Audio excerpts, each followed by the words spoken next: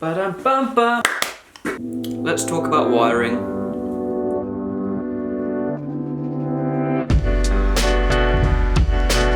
I hate wiring with a passion. This is the original loom off the bike, the 6-volt system loom. I know a lot of people change it to a 12-volt system, but I've decided just out of simplicity, I'm going to keep it 12-volt.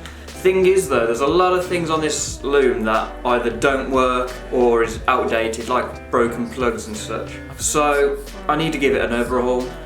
So I've got quite a few things on order, and I've already got some things that have been delivered recently. Let me show you what I've bought for the bike. Rear brake lights. It's only a universal cheap one, but I think it should look quite nice on the back. It's got built-in indicators. Only thing I was worried about is actually this is for a 12-volt system. Because it's LEDs and they're quite low amp, it still works off the 6-volt system and the 6-volt battery, so I'm not going to have worries there. The only problem is I see is they're going to be dimmer than it would be on a 12-volt. I'm not worried about that. I hate electrics.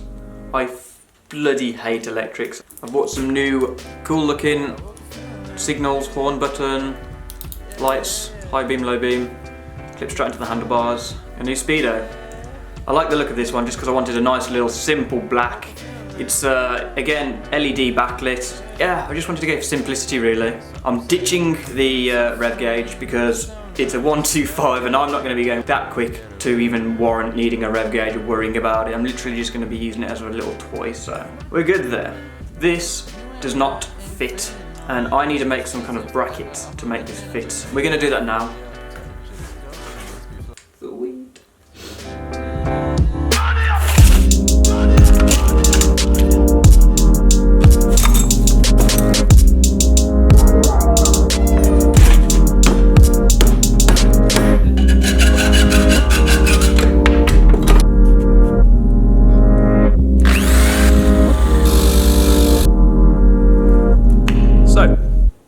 I've got the rough shape cut out. I will shape it once I've got made sure it's all fit.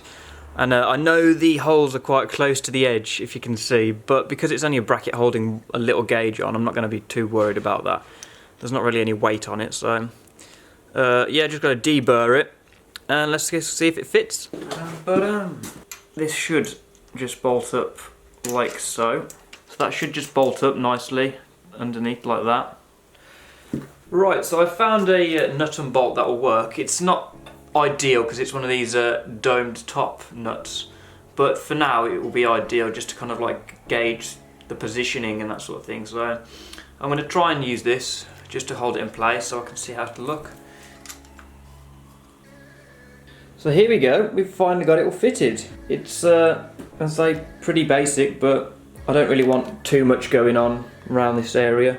I'm probably going to have a clock here, and I've still got to get all the signals on and everything, but you know, we're getting there with it all. I've fitted the Speedo cable, I've fitted some indicators now. You know, they're just kind of subtle, nothing too in your face, but I think I like that anyway. Got myself a little horn, a little 6-volt horn. So before we carry on with any more of the electrics, it's about time we get this finished. This is thin metal, and it's quite flexible, and I've cut it to shape, and I'm going to kind of use that as the base. Let's go.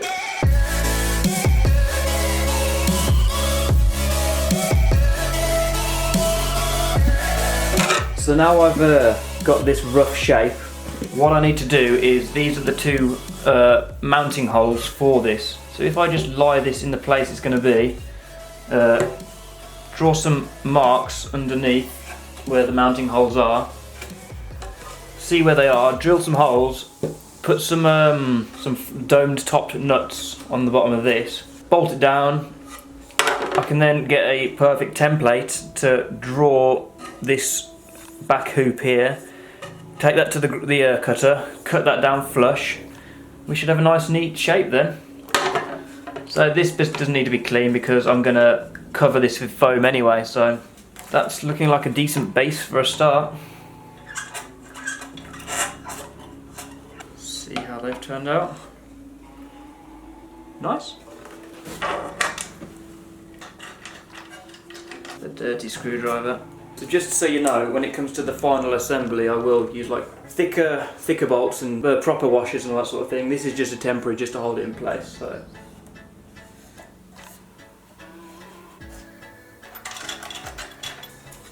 So if I now cut this to shape, that should then give us a nice base for the seat and for the fiberglass cutout to be mounted to.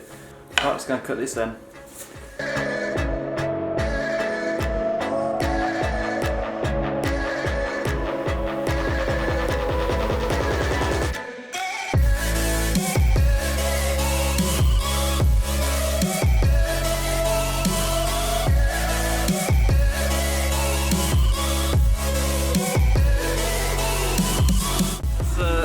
Have a look at that for now anyway.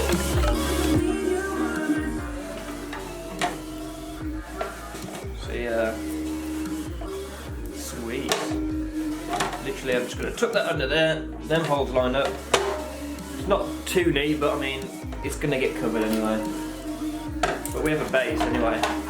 Solid base. Right, let's get this filled, shall we?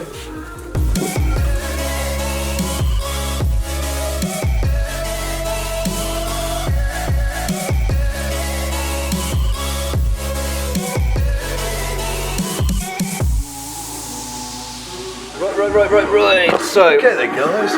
Okay, let's go. First things first. I'm gonna probably just do some. You can see we've got the support already on. I'm just gonna put some strips here, mat it down, and then I'll work on to the back and carry on up basically. I need a bit of glug in that, and a bit of red, a bit of mix with a stick. And scissors is a good shout right now.